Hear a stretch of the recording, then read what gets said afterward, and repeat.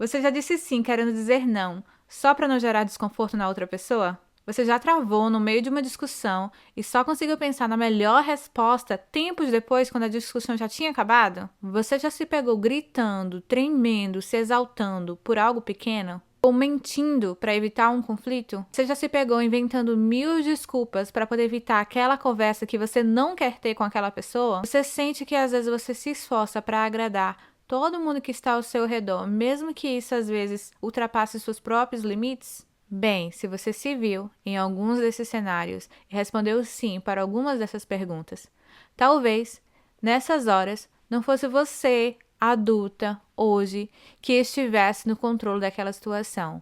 Muito provavelmente era a sua criança interior ferida, tentando te proteger usando as ferramentas que você aprendeu lá atrás na sua infância. E hoje, nesse episódio, eu vou compartilhar com vocês sobre por que isso acontece e vou te mostrar, dando os meus exemplos, como que a nossa forma que a gente reage hoje em situações estressantes pode ter sido moldada lá atrás na nossa infância.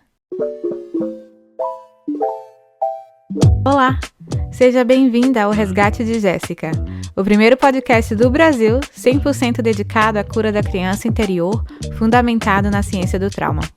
Se você é daquelas pessoas que sempre achou que autoconhecimento era algo místico demais, talvez, assim como eu, você só precise começar por onde tudo mudou para mim, pelo conhecimento. Aqui eu compartilho minha jornada pessoal de cura da minha criança interior em forma de diário aberto, compartilhando com você as dores da minha infância, aos insights que a ciência me deu para que eu conseguisse, enfim, entender meus padrões emocionais, meus traumas e meus gatilhos. E pouco a pouco conseguisse me resgatar de verdade e ser quem eu vim para ser, com a minha essência e autenticidade. A cada episódio eu venho aqui desabafar. Conto os meus relatos enquanto te trago acolhimento e explicações científicas com base na ciência do trauma, na ciência do apego e no desenvolvimento infantil. Aqui você também vai perceber que fichas vão cair, que chaves vão virar e você talvez vá até sentir um pouco de luto, porque perceber que a gente não se conhece dói. Mas cá entre nós, qual seria outra opção? Morrer sem nem se conhecer? Essa seria uma morte triste demais, não é mesmo? Então vem, mulher, respira fundo, abra seu coração e lembre-se, você não precisa mergulhar em um mar desconhecido de cabeça de uma vez. Hoje eu te convido só a molhar os pés. Vem comigo nesse resgate? Oi, gente, como vocês viram, hoje a gente vai falar sobre as respostas do estresse, né? Respostas traumáticas, mecanismos de sobrevivência, né? Tem vários nomes, mas basicamente é o que a gente já falou aqui várias vezes, né? Do luta ou fuga, né? E aí, em inglês, né, eles chamam dos Fs, né? Aí, primeiramente, a gente falava dos 3 Fs, né? Que é o luta, fuga, congelamento. Aí, já tem algumas vertentes que a gente vai falar em 5, 6, 7. Então, eu vou tentar simplificar. Então, como eu estava pensando aqui em exemplos, né, para poder trazer para vocês exemplos pessoais, então eu consegui pensar em 4 exemplos que eu acho que refletem bastante algumas dessas respostas traumáticas. E então, por isso, eu decidi focar nos 4, né? Como eu falei, a maioria das pessoas conhece os 3 primários, né? Que é a luta, fuga e congelamento. E eu vou estar trazendo o 4, né? Que em tradução livre seria algo como agradar ou bajular. A primeira coisa que é importante a gente entender sobre as respostas do estresse, né? Sobre essas 4 respostas, ou a 7, ou a 6, ou a 5, é de que são respostas fisiológicas. O que é que eu quero dizer com isso, né? Elas são respostas do nosso desenvolvimento enquanto espécie. Então, todos nós vamos responder diante de uma situação de estresse usando essas respostas, né? São essas respostas do estresse. Então, é a forma como a gente vai reagir diante daquela situação de estresse, né? De sobrevivência. Então, quando a gente está em uma situação de perigo, a gente vai recorrer a essas respostas que são automáticas, fisiológicas, que nos ajudam a nos defender do perigo de uma ameaça. Então, vamos lutar, né? Fugir, congelar ou agradar. Lembrando, existem outras, mas eu acho que porque a gente vai falar hoje, essas 4 refletem bastante. Eu acho que elas resumem, né, as principais, né? Então, como eu falei, essas respostas, elas são involuntárias, né? O nosso cérebro, né, ele, teoricamente, né, vai responder de acordo com o que ele acha que é oportuno para aquela situação específica. Normalmente, a gente tem uma hierarquia. Então, a gente começa com fugir. Então, essa é a resposta primária, né? Quando a gente vê um perigo, enquanto espécie, o nosso instinto é fugir daquele perigo. O perigo tá aqui, a gente tem que ir para longe dele, né? Quando esse perigo já está de uma forma iminente, onde que a gente não tem como fugir, a gente recorre para a segunda opção, que é o quê? O perigo tá aqui, eu tô aqui, o perigo tá aqui, eu tô aqui, vamos lutar. A gente precisa lutar. Minha única forma de sobrevivência aqui é se eu lutar. Se eu lutar, eu tenho uma chance. A terceira é o que a gente vai escutar, a gente vai ouvir falar em vários livros, né, em vários estudos, que é um recurso que é usado como último recurso, né? Ele é usado como último recurso. É como se aquela ameaça não tivesse escape daquilo ali. Isso vai acontecer, eu não tenho para onde correr, eu não tenho como lutar, esse perigo tá aqui. Eu não tenho o que fazer. Então, é o último recurso. Então, o que a gente faz? A gente congela. A gente congela, mas como, tipo, falta de opção. Por que eu tô enfatizando isso, gente? Porque como a gente já viu em vários outros episódios, né? Uma das coisas que faz com que o trauma na infância, né? Que faz com que as crianças sejam muito mais vulneráveis, né? Aos traumas, né? Do que nós adultos, é o desenvolvimento cerebral. O fato da criança ainda estar nessa fase de desenvolvimento cerebral, onde que o córtex pré-frontal, que é a parte que serve, né, da razão lógica, do raciocínio, ainda está em desenvolvimento. Qualquer coisa que ameaça a figura de apego, qualquer coisa que ameaça a relação, é entendido pelo cérebro como sendo uma ameaça à vida daquela criança. Então, eu gosto sempre de enfatizar isso para que a gente consiga alinhar as nossas expectativas e consiga realmente entender. Então, por que isso é importante?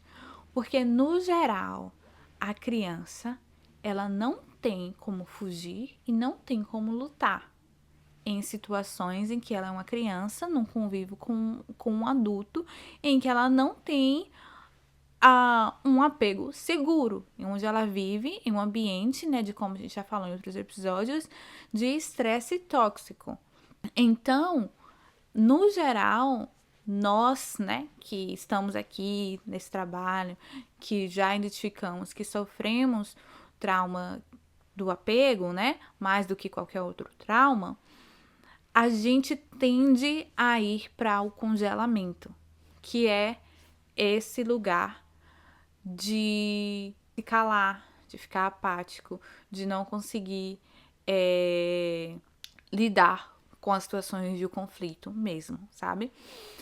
E aí temos então o nosso último, que como eu falei, esse mais recente, né? Que eu também considero, querendo ou não, é um recurso também que a gente usa como sendo o último recurso, né? Que é o de agradar. Então, para evitar aquele perigo que está vindo, que está iminente, que eu não tenho como lutar, eu não tenho como fugir, eu vou então agradar para garantir então a minha sobrevivência, para que eu consiga meio que minimizar as consequências de que aquele perigo terá contra mim. Então, esses são as 4 respostas ao estresse que a gente vai estar falando hoje. E por que isso é relevante para a nossa conversa de hoje, né? Porque, gente, uma das principais consequências da gente que viveu em um ambiente de estresse tóxico, que sofreu traumas na infância, na ausência de uma figura empática, que não teve um apego seguro, né?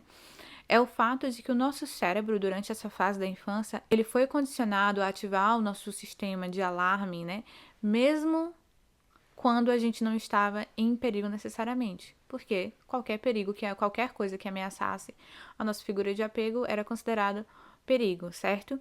Então, ele fez essas conexões que foram importantes, né? Então, a gente detectou várias coisas como perigo, o que era bom, o que foi importante, o que foi esperado, o que nos garantiu a nossa sobrevivência, certo? Só que aí eles foram carregados até a nossa fase adulta. E aí, o que acontece é que muitas dessas respostas que a gente tem hoje, elas são totalmente disfuncionais e desproporcionais.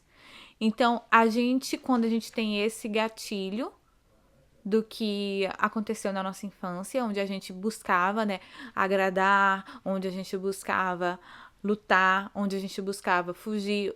Como eu disse, essas duas, no geral, não eram muito possíveis a gente usar, então a gente ficava muito desse congelar e muito nesse de agradar, né? Mas como eu falei, o fato da gente ter uma resposta traumática, né, uma resposta dessa dominante, não significa que a gente não tenha as outras, certo? Então, eu, por exemplo, trouxe 4 exemplos de cada uma dessas. E embora eu reconheça que, no geral, a minha resposta padrão traumática desenvolvida na minha infância é a de congelamento, tem alguns gatilhos específicos que, dentro daquela situação, eu sou gatilhada e eu respondo dessa outra maneira. E é importante que a gente veja isso e reconheça isso, porque o que está acontecendo hoje na nossa vida adulta é o seguinte: a gente tá enquanto adultos, né, respondendo a estresse como crianças. Porque a gente não desenvolveu essas habilidades e se a gente não tem consciência, hoje a gente vai agir da mesma forma. Então, coisas pequenas, então por isso que às vezes a gente é considerada exagerada ou muito sensível. Então, tem vários extremos, né? Dependendo da sua configuração familiar. Ou você fica irritada muito fácil, ou ao mesmo tempo você é apática e pode o mundo acabar e você continua ali como se nada tivesse acontecendo. As pessoas tiram proveito de você, sabe? Então, vai depender de várias configurações, mas no geral é essa reação desproporcional ou essa falta de habilidade de se priorizar, sabe? Então a gente tá sempre buscando apaziguar, ou a gente reage de uma maneira totalmente desproporcional ao evento em si. Vamos aos exemplos, porque eu acho que a gente consegue entender melhor. Há mais ou menos uns 4, 5 anos atrás, eu morava em uma casa com uma outra pessoa, certo? A casa da pessoa e eu morava com essa pessoa. E eu quebrei um prato dessa pessoa, né? Porque a casa era dela. Quebrei o prato, aí eu limpei tudo, assim, com o maior cuidado, todos os caquinhos, sabe? E peguei tudo, coloquei numa sacola, coloquei no meu quarto, porque só eu tinha chave, né? Coloquei no meu quarto e eu não falei nada, não fiz nada. Passa alguns dias, a pessoa sentiu falta do prato e ela me pergunta se eu sabia. Eu automaticamente, instantaneamente, disse que não. Assim, muito, muito simples, assim, com muita convicção. Não, seu prato. Não, não sei. E a pessoa menciona que achou um caquinho. Eu achei um caquinho. E eu continuo sustentando. Que aí agora vai ficar muito feio, né? Tipo, falar a verdade depois de eu ter mentido a primeira vez. Não faço ideia. Adendo, só morava eu e a pessoa na casa. Não tinha terceira, quarta pessoa. Não. Continuei firme e forte. Dizendo que não. E a pessoa deixou quieto, tal, né? E eu com os caquinhos, né? Os restos mortais do prato no meu quarto. Tirando o caquinho que ela tinha achado. Porque eu não limpei direito e eu achei que eu tinha. O que aconteceu? Em uma semana mais ou menos dessa conversa, eu ia fazer uma viagem de carro com uma amiga. Então, eu peguei os caquinhos da minha sacolinha, coloquei na minha mala. A gente viajou. Quando chegou no outro estado, bem longe da casa onde eu morava, Eu peguei os caquinhos e joguei no lixo de outro estado. Como se eu estivesse me desfazendo de um corpo mesmo. E hoje, essa história meio que virou uma piada, porque eu dou muita risada. Eu dou muita risada quando eu conto essa história, gente. Porque eu, quase 30 anos, isso foi agora, com quase 30 anos já, eu não consegui dizer pra uma pessoa, mesmo eu tendo trabalho, tendo dinheiro, tendo maturidade, né? Aparentemente, pra poder dizer, foi mal, quebrei seu prato. Onde você comprou? Desculpa, né? Tipo, não, vou comprar outro pra você. Ou até, tipo, talvez a pessoa. Ou não, Jéssica, tudo bem, é só um prato, não precisa, fica de boa, sabe? Mas eu não consegui sustentar, não consegui confirmar que eu tinha quebrado. E não só isso, eu fiz todo esse rolê de pegar os restos mortais do prato, colocar na sacola e jogar fora em outro estado, porque eu não simplesmente conseguia dizer para a pessoa o que tinha acontecido, eu não conseguia encarar nos olhos da pessoa e dizer que eu tinha cometido um erro, que eu quebrei alguma coisa dela, eu desapontei ela, sabe? E embora hoje eu conte essa história, né, como eu tô falando, com graça, e eu acho assim, meu Deus, até com vergonha, né, meu Deus, não acredito que eu fiz isso. Na época, gente, na época, e eu não tô falando só na hora, né, porque na hora que a pessoa pergunta, assim, eu fui lá, luta ou fuga, ativado, raciocínio, né, cai, então a gente não tá pensando, analisando, porque eu fui engatilhada ali. Mas eu tô falando, mesmo depois disso, tipo, durante a viagem, né, uma semana depois, eu nunca consegui raciocinar que aquela minha reação foi totalmente desproporcional e imatura. Eu achava que fazia todo sentido, porque na minha configuração, né, de enquanto ser humano crescendo e tal, essa era a melhor alternativa. E aqui, de novo, eu tô falando de uma interpretação que o meu cérebro fez naquele momento de que aquilo ali era algo de vida ou morte, que eu estava em perigo, que eu precisava fazer aquilo para poder manter a nossa sobrevivência, sabe? Então, esse que é o perigo de quando a gente fala de a gente viver a nossa vida adulta sem ter a consciência dos nossos traumas da infância, porque se isso tudo que eu tô falando, né, foi moldado lá na minha infância, e eu vivo toda a minha vida baseada nisso, né, agora na vida adulta, se essa ficha não cai e eu não tenho consciência, quem tá tomando as decisões da minha vida? Não sou eu, Jéssica, de hoje, né, 32 anos, por exemplo. É a minha Jéssica lá de 7 anos. A menina tá aqui a todo vapor, totalmente no controle, com 7 aninhos, tomando uma decisão que para ela, né, é de perigo. Então a gente precisa, meu cérebro aqui, né, com o alarme super ativado, a minha criança interior toma conta de tudo, tipo a Jéssica totalmente encolhida, vai pra lá, sai de cena, vem a Jessiquinha de 7 anos e a gente precisa mentir, senão algo muito grave vai acontecer com a gente, senão a gente vai morrer. Então, vamos mentir e vamos nos livrar de qualquer pista que dê a entender que é a gente que quebrou isso. Mesmo hoje, agora, com 32 anos, eu olhando e vendo. A outra pessoa, ela tá com o córtex pré-frontal dela bem bonitinho ali.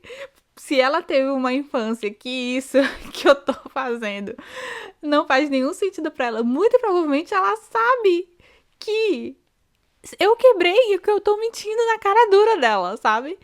E então, são esses os perigos, sabe? Porque o problema, não tem nenhum problema nenhum em a gente ser engatilhado e a gente ativar o nosso sistema de sobrevivência se a gente estiver em uma situação de que isso é necessário.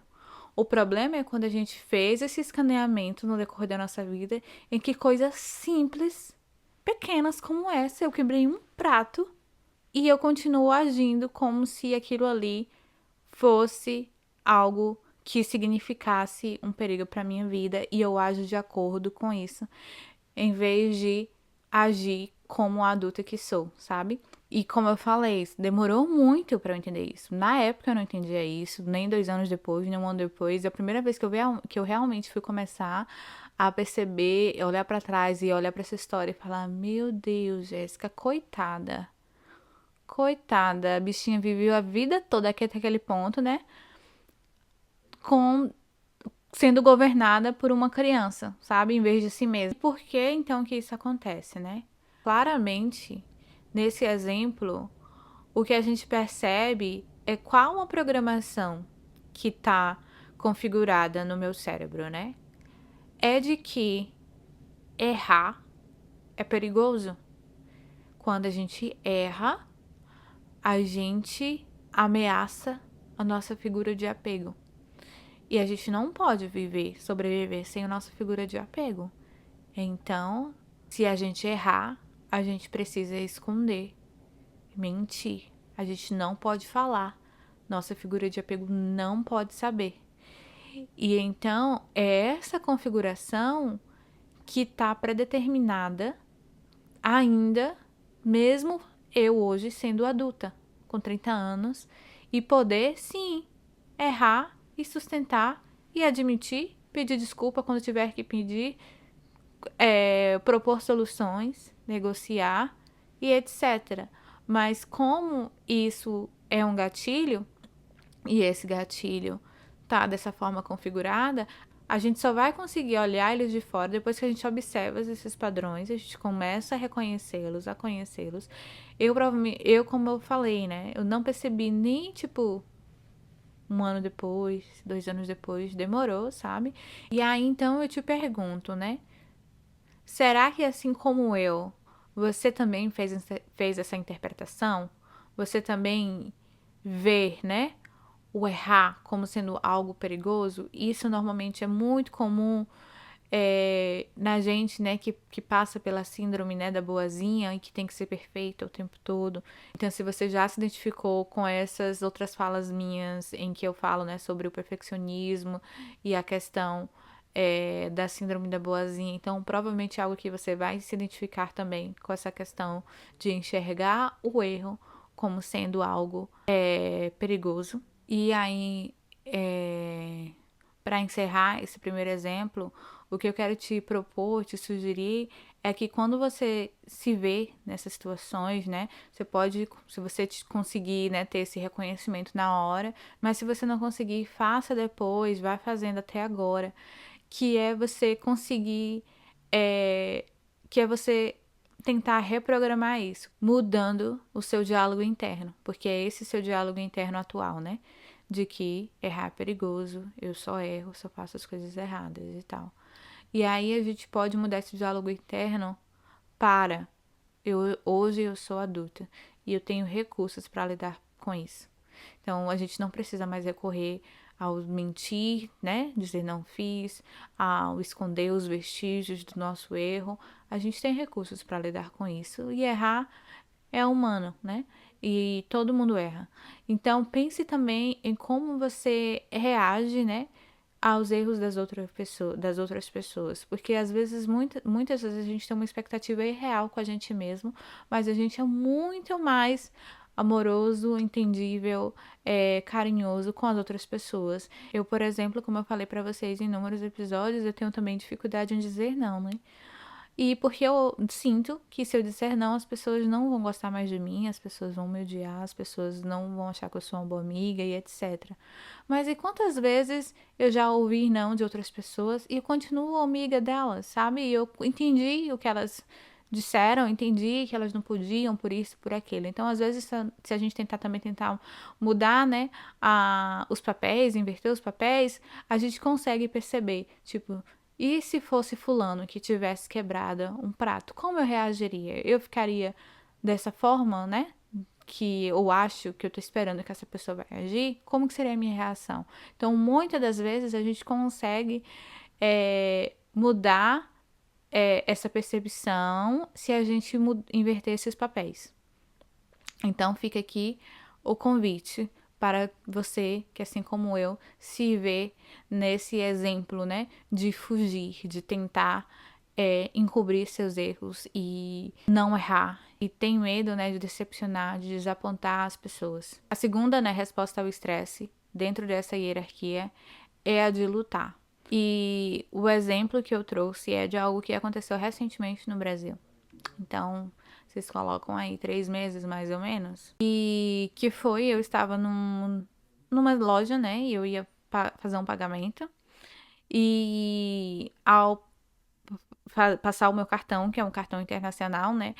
Normalmente, todos os lugares que eu fui, sempre aparece na maquininha qual moeda que você quer pagar, né? E eu sempre escolho a moeda local do meu cartão, né? Eu sempre escolho o dólar. Então, eu sempre fiz isso durante toda a viagem, até que eu cheguei numa loja que era um pouco menor e etc. E a pessoa queria apertar pra mim a opção. A pessoa ia colocar real. Eu falei, não, eu quero dólar. E a pessoa, não, mas é real, porque aqui a gente só recebe real. Eu falei, sim, mas eu quero. E eu, tipo, eu comecei a ficar muito estressada mesmo. Eu comecei a tremer. Eu comecei a gritar. Eu comecei realmente a me exaltar. Primeiro, obviamente, né, eu expliquei pra eles e tal. E eu falei, não, mas eu fiz isso tudo. Aí eu comecei já o quê? Já se debochada. Eu falei, mas todo lugar que eu fui aceitou normal. Você não sabe ler, não? Tipo, tá escrito aqui, deixe o cliente escolher a moeda. Como assim? E eu comecei a me exaltar mesmo, ficar muito nervosa, de tremer, de tremer, né? Eles chamaram o gerente, e aí, tipo, eu expliquei tudo pro gerente, o gerente continuando insistindo, e aí eu fui ao extremo. A forma que eu conversei eles foi o seguinte: eu falei, tipo, se faz aí, se vocês não receberem em real, manda me matar. Essa foi a frase que eu falei. E isso tudo bem exaltada, bem nervosa, muito estressada mesmo.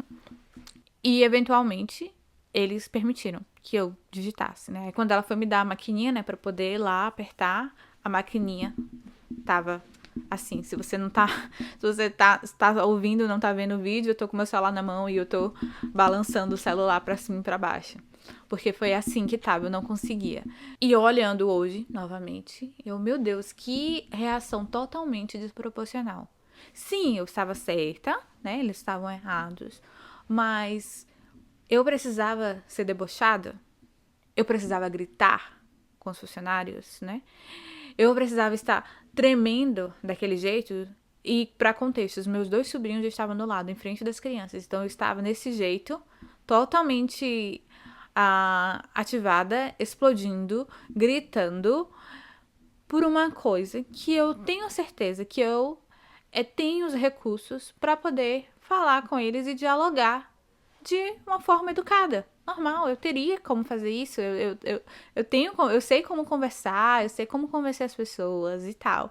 Mas naquele momento, algo me gatilhou. E naquele momento, eu estava no meu modo de sobrevivência ativado.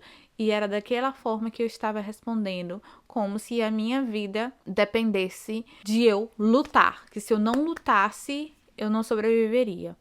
E de onde veio, né? De onde veio tudo isso? Principalmente porque parece contraditório, né? Quando eu falo que a gente que teve o trauma do apego, a gente tende a congelar, certo? E aí, quando eu tenho essa reação de raiva, né? Totalmente desproporcional, né? A gente se pergunta, mas de onde veio então nessa raiva, né? Se eu sempre fui aqui, escolhe congelar, agradar, né? Porque eu não posso lutar e fugir lá na infância. Isso vem do acúmulo.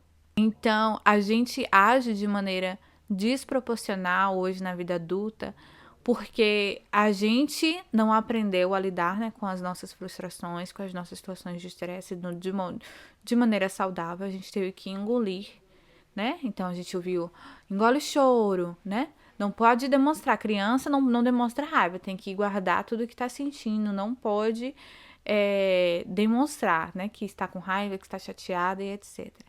Então, na verdade, as minhas reações, que essa não foi a primeira vez, obviamente, que eu tive essas reações desproporcionais, elas vêm, na verdade, desse lugar de acúmulo. Então, a gente foi, né, acumulando todos esses momentos em que eu tive que sofrer calada, engolir o choro, não fui defendida. Então, elas vão se acumulando, né?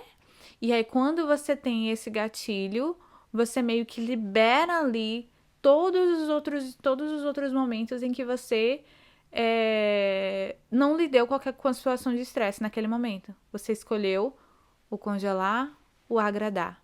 Então, elas se acumulam, vão se acumulando, né, ao longo do tempo, e naquele momento ali que você está passando por aquele momento de gatilho, nada mais é do que uma ativação emocional que você está passando por conta desse seu histórico de invalidação, de injustiça e de solidão emocional que a gente tem. Então, aquilo ali se combina de uma forma e a gente tem essa explosão totalmente desproporcional que as pessoas realmente que estão ao redor, elas não entendem de onde que veio tanta raiva. Porque aquela raiva não se equipara àquela coisa que está acontecendo, aquele conflito que está acontecendo. Ela é totalmente desproporcional. É como ali se o meu corpo tivesse, tipo assim, no modo defensiva total. Tipo assim, dessa vez não, cara. Dessa vez a gente não vai engolir, não. A gente não vai engolir choro, a gente não vai ficar silenciada, a gente não vai escalar, a gente tem que se defender agora. Agora é a hora. Então, é desse lugar. Então, a gente reage dessa forma desproporcional por conta desse histórico de invalidação, por conta desse histórico de silenciamento, por conta desse histórico de justiça, por conta desse histórico da gente se sentir sozinha com as nossas emoções, sabe? E também desse lugar de tipo, se eu não me defender, ninguém vai me defender, sabe? Então eu preciso fazer isso, porque eu não tenho ninguém com quem contar agora. Então eu preciso agir dessa forma, eu preciso nos defender. É agora ou nunca. Chega de baixar a cabeça. E aí o pensamento que eu deixo pra você, né, para que você analise, assim como eu, né? Será que toda vez que você explode, se você tem esses rompantes também, é essa sensação também, né? Que é desse lugar também, de que talvez você precisa fazer isso agora, porque agora você pode, porque você, né, não vai mais se calar, não vai mais engolir um choro, eu preciso agir dessa forma agora, porque aí a gente mais uma vez está deixando a nossa criança agir por nós, sendo que hoje nós temos outros recursos, sendo que hoje nós somos adultas. Então a gente precisa, né, lembrar para nós mesmas de que a gente não tá mais em guerra, que a gente tá segura, que a gente não precisa atacar pra gente se proteger, que a gente pode se impor, colocar limites com firmeza, com respeito, sabe? Que é essa mudança no nosso mindset que a gente precisa construir, né? Como eu falei, esse exemplo aconteceu recentemente. Então, é algo ainda que eu achava que eu tinha já superado. Porque esse padrão era algo que eu vivia muito nos meus relacionamentos, sabe? Então eu guardava, não falava, não falava, não falava. Até que, bum, uma coisinha pequena e eu explodia e tal, né? Então eu vivia muito isso nos meus relacionamentos. E, né, desde que quando eu comecei essa caminhada, né, não acontecia mais isso no meu relacionamento, né, no meu casamento. Então eu já tinha achado, né, que eu tinha passado essa fase, porque, nossa, não tenho mais isso. Eu consigo falar as coisas na hora, eu consigo falar com respeito, eu consigo me ver quando eu estou ficando com raiva e eu consigo parar um pouquinho, dar uma pausa, pera aí, eu vou tomar um banho e já volto, sabe?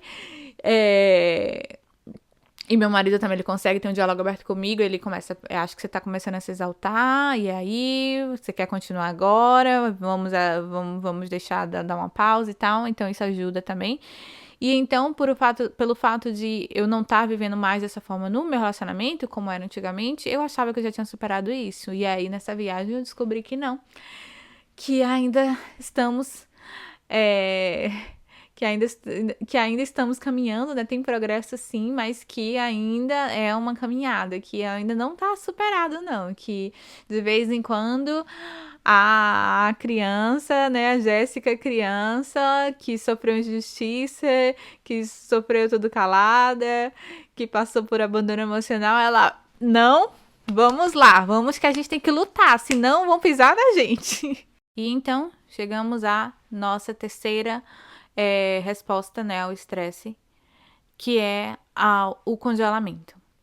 Como eu falei, né, o congelamento é um dos últimos recursos. Então, é como se a gente utilizasse quando as outras opções não tivessem disponíveis, porque o perigo já está o perigo vai acontecer. A gente não tem como fugir e como lutar o perigo.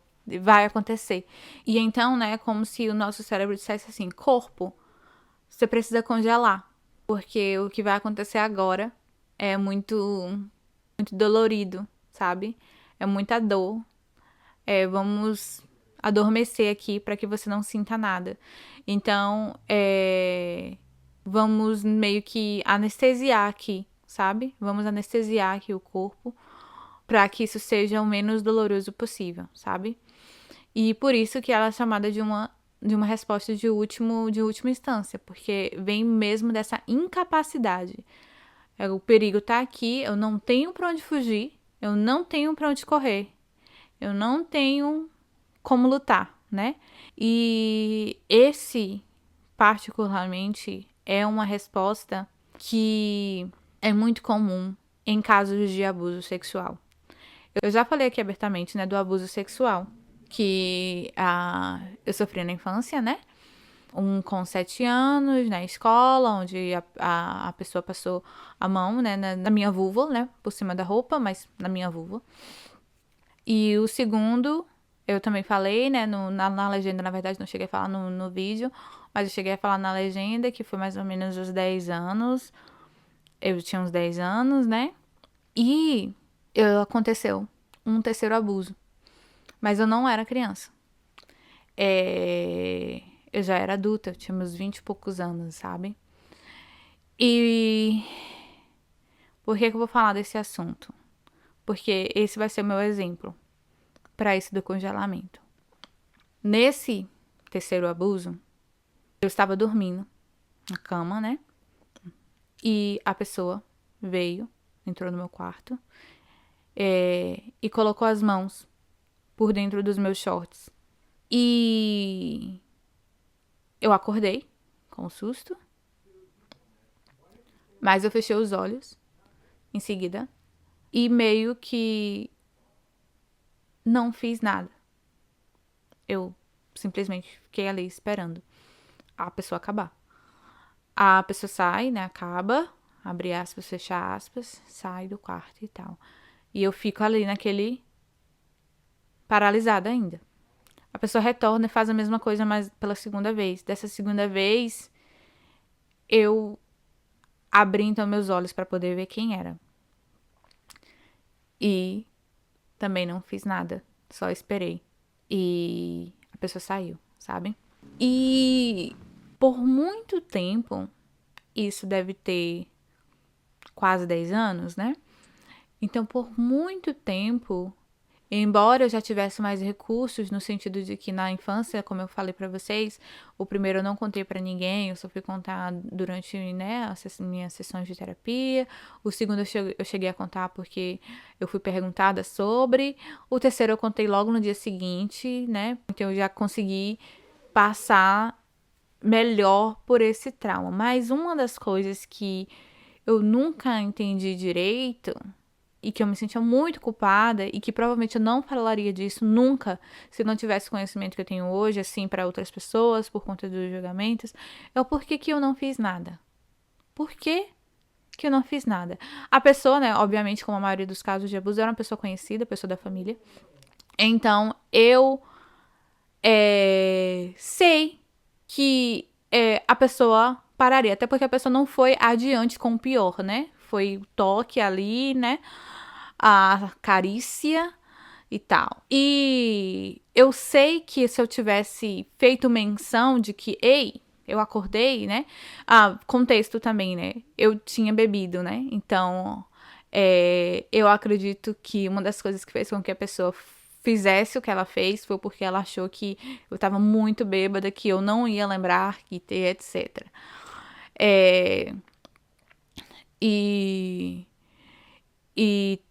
E um dos motivos também, e esse também é um dos motivos de porque eu não falava, né, sobre esse assunto, porque eu sabia que ia haver o julgamento, tipo, né, do que, porque você bebeu e etc e tal. Então vinha desses dois lugares, mas o que mais me incomodava com essa história, por anos, depois de tudo acontecido, foi dessa minha paralisação. O porquê que eu não fiz nada? Porque eu tenho consciência que eu poderia ter parado, eu teria condições, sabe? De falar. Porque tinha outras pessoas, eu poderia gritar, eu poderia simplesmente, ei, o que você tá fazendo, sabe? Porque a pessoa, sabendo que eu tava consciente, eu acredito que ela ia, tipo, ficar com medo, porque eu ia falar pra alguém, sabe? E então, o que me salvou dessa culpa? Foi entender isso que eu acabei de falar pra vocês, gente. O congelamento, ele é uma resposta fisiológica ao estresse. É o nosso corpo, o nosso cérebro, usando dos recursos que ele tem para poder manter a gente seguros, salvos, vivos. E essa resposta do congelamento, ela foi a escolhida naquele momento, apesar de eu ter os recursos de lutar e fugir naquela situação, foi escolhida porque foi o que já estava condicionado lá na minha infância. Porque quando situações, né, o histórico, né, a biografia da minha vida, quando situações daquela natureza aconteceram, era o que o meu cérebro entendeu como sendo a estratégia mais segura para a gente buscar o congelamento. A gente não tem como lutar, a gente não tem como fugir. Porque aconteceu lá na minha infância, né? Então a gente não tem como lutar, como fugir com um adulto. E a gente não tinha com quem contar, no sentido mesmo, né? De chegar e contar, de achar que vai ser defendido, porque a programação era quando eu erro, eu sou punida, né? Então, como eu falei no outro episódio, então o erro, a gente não, enquanto criança, a gente não tem como saber se a gente não tem como distinguir a gravidade do erro. Então, se eu apanho quando eu derrubo uma xícara, eu vou apanhar também porque alguém abusou de mim, porque erro, entendeu? A gente não vai fazer a criança não vai fazer essa diferenciação. E aí, né, resumindo, eu só consegui me livrar da culpa de não ter me defendido, de não ter gritado, de não ter empurrado, né? De não ter feito nada, de ter, abre aspas, fecha aspas, né? Escolhido ficar ali depois que eu tive acesso a esse conhecimento, que eu consegui entender que eu não tenho controle sobre a resposta ao estresse que a gente vai ativar na hora, que é algo que é escolhido com base no que o cérebro entende que vai nos propiciar maior potencial de sobrevivência. Então, por conta desse histórico da minha infância, essa foi também a escolha, mesmo que o abuso tenha acontecido já comigo em fase adulta, sabe? E aí, de novo, obviamente, um exemplo muito mais extremo, esse exemplo que eu trouxe, mas é pra gente só poder compreender a gravidade que é quando a nossa criança ferida que tá tomando as decisões da nossa vida, sabe? Porque até o meu potencial de defesa, de enfrentar uma violência contra mim, foi limitado, né? Por conta disso. Foi sim a decisão que o meu cérebro entende como sendo a melhor naquele momento. Então, por isso, eu sou grata, né? Mas eu entendo hoje que se eu tivesse compreensão do que eu tenho hoje, ou se as minhas experiências na infância tivessem sido com base em um apego seguro, naquela situação, a minha resposta não teria sido congelamento. Eu iria fugir, ou eu iria lutar, mas eu não ia congelar. E então é isso, gente. Essa é a importância da gente conseguir entender o papel das nossas respostas traumáticas, das nossas respostas ao estresse, porque uma vez que a gente entende, a gente consegue aos poucos ir modificando elas e tomar essas decisões não só no base no automático, mas com base no que realmente naquele momento seria a melhor resposta a ser usada e não mais com base no nosso histórico. E para essa parte do congelamento não ficar nesse tão extremo, eu trouxe também um outro exemplo que até, eu já vi até como meme, né? Que é a que muita gente se identifica. Por que que durante uma discussão, né, a gente não fala nada, congela, fica ali inerte, Mas aí depois, passa um tempo, a gente tem aquele, nossa, eu devia ter falado isso, por que que eu não falei aquilo? As respostas, todas as melhores respostas vêm. O motivo é, se na sua infância, né, você não tinha permissão para discordar, para discutir, para ter sua opinião validada, isso foi interpretado como sendo uma ameaça, certo? E então seu cérebro fez essa interpretação, né? De que quando você fala, de que quando você revida, de que quando você debate, você está ameaçando sua figura de apego, então aquilo ali é um perigo. Então, quando chega no futuro e essa mesmo tipo de situação acontece, que você precisa externar a sua voz, que você precisa debater, que você precisa argumentar, o seu cérebro, ele entra no luta ou fuga, né? Ele entra no modo sobrevivência ali. Quando ele tá no modo sobrevivência ativado, o que que acontece? O córtex pré-frontal, né? Que é a nossa parte, o quê? Que vai raciocinar, que vai pensar logicamente, que vai racionalizar as coisas, tá desativado.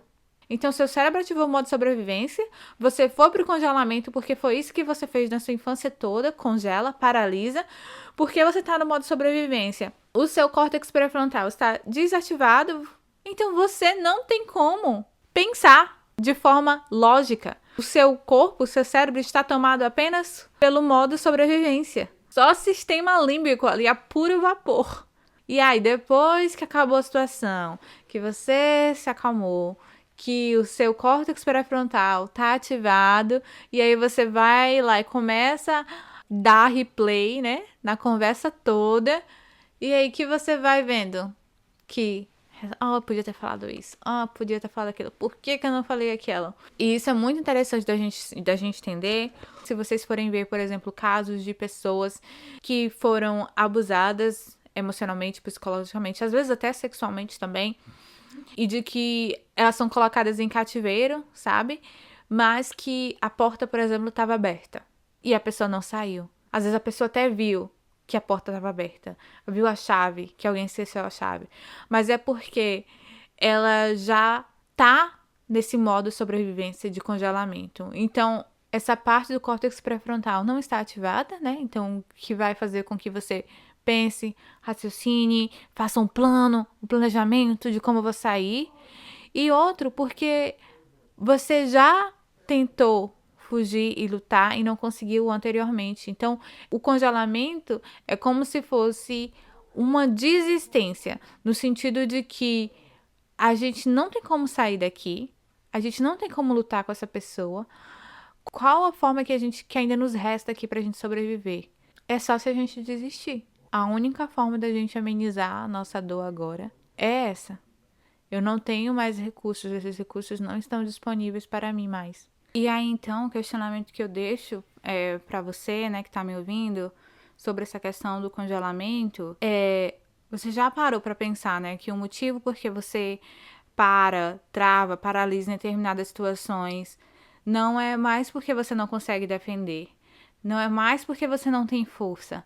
É simplesmente porque esse é um padrão antigo seu, que tinha como função te manter vivo, mas que para hoje você não precisa necessariamente recorrer a ele todas as vezes que você tiver uma situação de estresse ou que você tiver engatilhada por algum motivo. E aí, o meu mantra, né, se assim dizer, minha afirmação, o pensamento, né, que eu acho que eu quero que você comece a internalizar e que você utilize como diálogo interno para poder sair, né, desse automático do congelamento, é de que congelar foi um jeito sábio de me manter viva, mas hoje eu posso descongelar e agir com base nos recursos que me são disponíveis e que eu sou capaz de usar. Porque, né, a gente agradecer, né, esses mecanismos que foram tão úteis, né, pra gente, pra nossa sobrevivência, porque é isso que eles fazem, é importante, mas principalmente esse do congelamento, porque pra mim é muito difícil falar dele por conta disso que eu falei, né, porque você entende que, na verdade, ele é o último recurso. Então, enquanto a gente tá fugindo, enquanto a gente tá lutando, a gente ainda tá mais alinhado com a nossa vontade, né, com a nossa pulsão de sair daquele perigo. Quando a gente vai pro congelamento, é porque a gente já desistiu, que o perigo tá ali e que a gente não tem como escapar dele, sabe? Então, pra mim é muito dolorido falar isso. Mas é importante que a gente faça nesse reconhecimento de agradecer, mas que a gente hoje, com a informação que a gente tem, com o conhecimento que a gente passa a tomar as rédeas mesmo, né, da nossa situação. Porque, de novo, quando a gente não tem noção dessas coisas, a gente vive a nossa vida aí adulta até morrer, né? A gente passa por essa vida toda. Tem uma metáfora, né, sobre essa questão que eu gosto muito, que é: imagine que a sua vida é um carro, né? Só que aí você está sentado no banco do passageiro e tem uma criança lá de 7, 8 anos dirigindo o carro. Não consegue ainda, né, colocar os pezinhos, ainda não alcança ali, né, o freio, a embreagem e etc. Então é muito difícil, cada parada é muito abrupta, cada acelerada é muito abrupta também. Então a criança tá tensa porque ela tem que dirigir, tá fazendo tudo sozinha, não pode pedir ajuda, não tem ninguém para ajudar. Só que na verdade você tá ali no banco do passageiro, deixando ela conduzir. Entendeu? Então, quando a gente faz esse reconhecimento e a gente começa a entender isso, basicamente o que a gente está te pedindo é que você é adulto, né? Saia aqui do banco passageiro, olhe para sua criança, agradeça, né? Muito obrigado por ter, né, até aqui conduzido a nossa vida. Muito obrigado por tudo isso que você fez. Você realmente esteve no controle. Você manteve a gente até aqui, né? A gente chegou até aqui, você dirigiu, foi complicado aí tudo para você, mas olha, chegamos aqui, estamos bem, né? Estamos vivas, né? Sobrevivemos a qualquer acidente que porventura tenha ocorrido, mas estamos aqui. Mas vem descansar, querida, né? Vem descansar, deixa que eu dirijo agora. Pega sua criança, coloca lá na cadeirinha, lá atrás, né? Não pode ir no banco do passageiro, não. Tem que ir lá atrás, né? Com segurança, deixa ela respirar, deixa ela se acalmar, deixa ela aproveitar a viagem, olhar a vista. E você, agora adulta, que vai dirigir e tomar conta desse carro, entendeu? E então, agora chegamos, né, na nossa quarta resposta, né? Resposta ao estresse. Que é, numa tradução livre, né? O que seria o agradar ou o bajular, né? Eu gosto mais de agradar porque o bajular parece pra mim uma coisa meio que você faz com um certo intuito, né? Eu acho que agradar, como a gente já falou, né?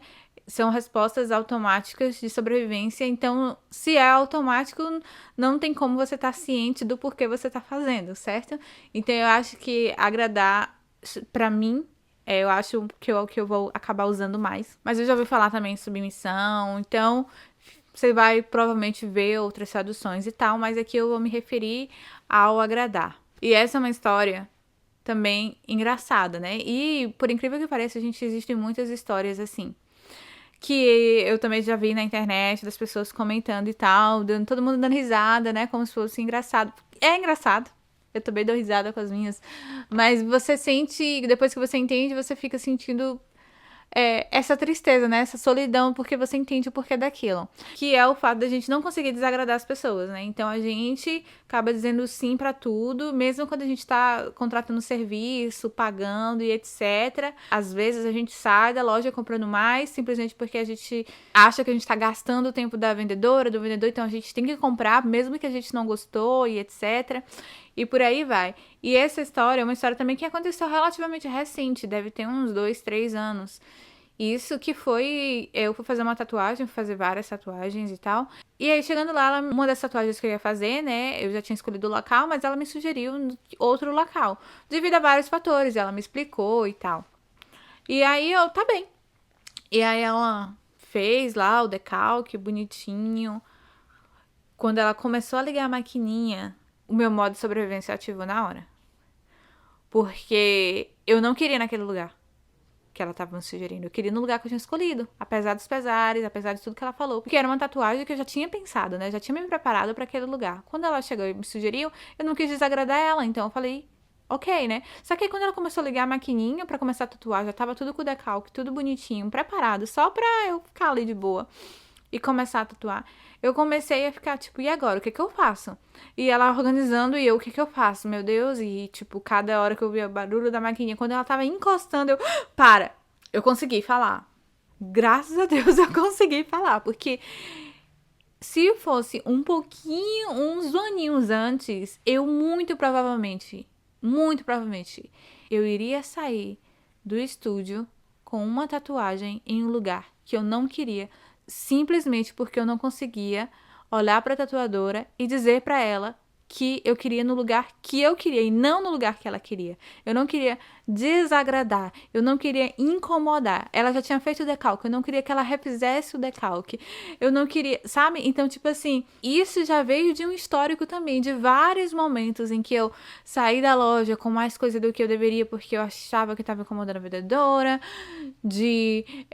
eu pedi uma comida porque alguém disse que aquela ali eu ia gostar e eu não quis dizer o que eu queria, por mais que no cardápio tivesse exatamente o que eu queria, de eu ter ido num lugar que eu não tava afim, de eu ter feito um rolê que eu não queria, simplesmente porque eu não conseguia bancar a ideia de desagradar alguém. E da onde que isso vem, gente? Da onde que isso vem? Da onde que vem esse pavor, esse medo de gerar conflito? Vem de lá, das nossas relações, da nossa infância, onde que a gente precisava ser a criança boazinha, ser a menina boazinha, antecipar as necessidades das pessoas, em vez, né, porque a criança que ela que precisa as suas necessidades ter as suas necessidades emocionais atendidas. E a gente, na verdade, fazia o contrário. A gente fazia esse papel de atender, de fazer com que todo mundo em casa, que o ambiente estivesse melhor, de antecipar quais problemas, né? O que pode hoje acontecer de briga. Vamos então resolver para que essa briga não aconteça. O meu irmão deixou a toalha na cama e meu pai vai chegar e ele não gosta quando as toalhas estão na cama. Eu já sei que meu pai vai chegar, eu vou em antecipo porque eu não quero que quando meu pai chegue ele brigue com ele, brigue comigo e grite, então eu já pego, já antecipo, já vou ali tentar fazer com que tudo esteja perfeito, para que aquela figura de apego chegue em casa e tudo esteja em paz e tudo esteja tranquilo, para que assim eu consiga um pouco de nutrição dessa relação.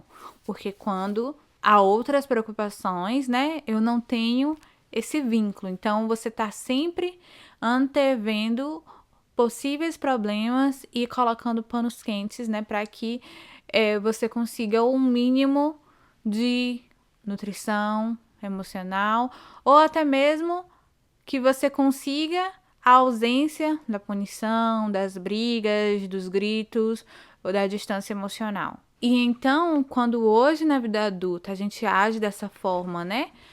Como eu agi em relação a esse exemplo que eu dei da tatuagem, vem desse nosso medo da rejeição. Vem do nosso medo de que se eu fizer alguma coisa que vai desagradar essa pessoa, que ela que vai dar mais trabalho para ela, que vai fazer com que ela sinta raiva de mim ou fique chateada comigo, eu preciso evitar.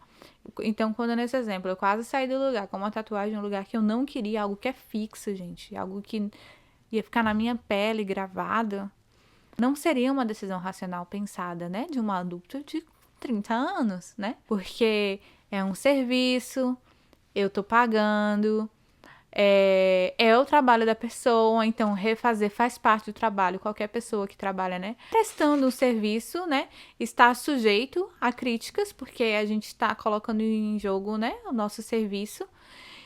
E então, né, mais uma vez, eu estava colocando uma responsabilidade muito grande nas mãos de uma criança, da minha criança interior.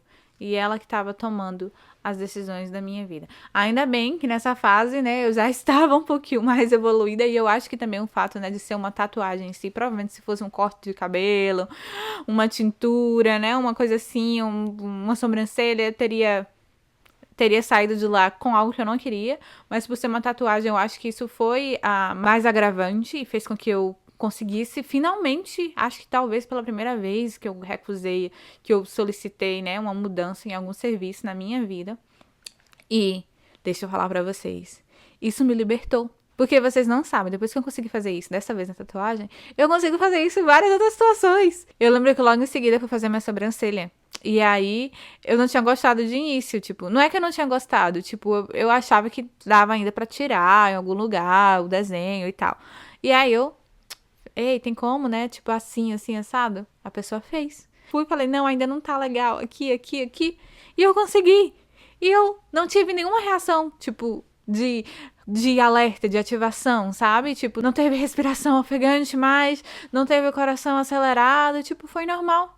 Então, quando a gente tem, né, essa quebra de padrão pela primeira vez, a gente consegue, né, fazer essa remodulação. Lembra que a gente conversou já também sobre a neuroplasticidade? Então, o fato de eu ter feito aquilo aquela primeira vez meio que quebra o padrão e meu cérebro, a gente sobreviveu a isso? A gente tá aqui? Nada aconteceu? Então, isso não deve ser perigoso mais.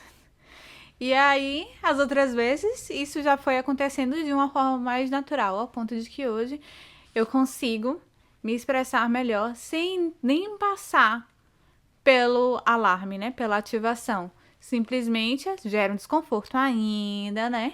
Gera ainda, eu ainda fico pensando, refletindo, mas nada como era antes daquela sensação mesmo de impotência, né? Como se eu não pudesse falar, né? Como se eu não conseguisse dizer não, como se isso realmente fosse algo extremamente perigoso.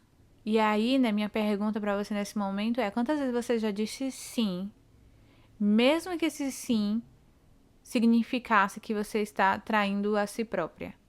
Que você sente no seu corpo, na sua mente, que é um não, mas você diz sim, não por você, mas pelos outros. E a outra pergunta que eu quero que você se faça é: quem é que você está protegendo? Quando você diz sim nesses momentos que você quer dizer não, quem é que no seu interior está merecendo essa proteção? E aí, tendo ciência disso, a afirmação, o mantra, né? Para que você use, né, nesses momentos em que você estiver nesse lugar de agradar, ou pós nessas cenas que você chega e você reflita e você, nossa, eu falei sim no automático, mas eu não queria. É o seguinte: eu mereço ser amada, mesmo quando eu digo não. Os meus limites também merecem espaço. E eu não devo deixar de me proteger para proteger outra pessoa. E assim encerramos o nosso 7º episódio.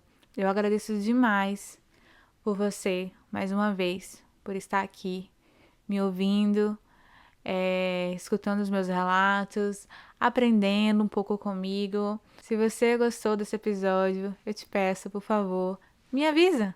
Me avisa aí nos comentários, no próprio Spotify, no YouTube, se você estiver me ouvindo por lá, ou na sua plataforma, ou vá no meu Instagram, @oresgatedejessica, e me avisa por lá. Isso ajuda muito para que eu consiga mensurar um pouquinho, né? Se esse podcast está fazendo sentido, se está chegando nas pessoas que precisam chegar, se está fazendo diferença de alguma forma, porque esse é o meu objetivo. E se tiver, eu te peço um outro favor: envie para alguém que você acha, né, que vai também se beneficiar desse relato, desse podcast, desse episódio específico ou de qualquer outro. Porque conhecimento não dá pra gente ficar aguardando, né? E foi justamente esse motivo, né, que me fez criar esse podcast, porque eu tava transbordando de tanto conhecimento e eu falei, eu não posso guardar isso só pra mim, eu vou compartilhar sim. Então faça o mesmo, compartilhe com suas amigas, com seus familiares, quem você acha que pode usufruir de alguma forma desse conteúdo. E por último, mas não menos importante, se você tá ouvindo, se você tá acompanhando esse podcast e você ainda não segue a gente, vamos lá, meu povo!